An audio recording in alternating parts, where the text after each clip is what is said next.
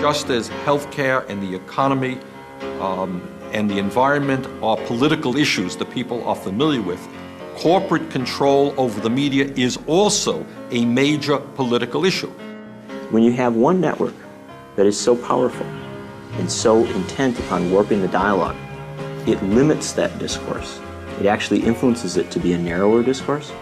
And that's what I think citizens ought to be up in arms about. We can't accept this anymore. If we do accept it, we are handing on to our children and our grandchildren a lesser democracy than we inherited. And that's the one thing we don't have a right to do. It's ironic that it's been, 30 years since Paddy Chayefsky wrote Network. But I really believe that those prophetic words that were spoken by Peter Finch when he finally got out of the chair and said, "It's time. Go to the window, shake your fist and say, I'm mad as hell. I'm not gonna take it anymore." I think those are resonant words today. I think people are genuinely upset. Get off your rear end and become an activist. And if you see things that are biased, complain to the outlet and say you won't be watching it anymore. Content has to change. Power has to shift. And I think the only way we can shift power is the only way we've ever been able to shift power, by directly confronting those who hold it and taking it back. Policies have been made behind closed doors by very powerful special interests without any public involvement or participation.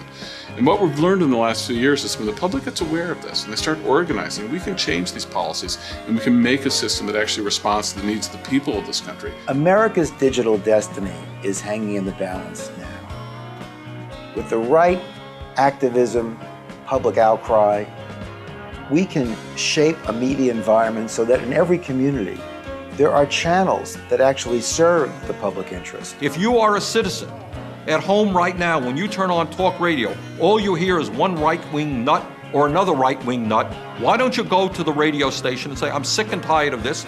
There are progressive voices out there. We want a balance.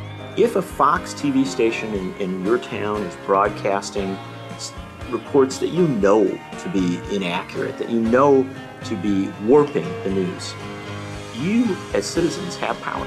Groups like Code Pink and others have actually demonstrated outside television stations and have made noise about it. You need to basically play the Paul Revere role to kind of ride out into the night alerting people that there's something bad going on here and something needs to be done about it. Here's what I'd love to have happen. Family from Nebraska goes to Washington for the family vacation. We're going to visit the Air and Space Museum, we're going to visit the mall, we're going to visit the Vietnam Memorial, and we're going to visit the FCC to see a commissioner or two to tell them about what we care about.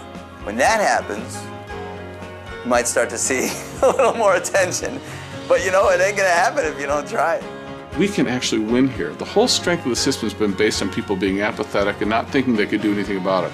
As soon as we rise up, it collapses like a house of cards. That's the extraordinary development of the last 2 years. It is not an issue of the right or the left.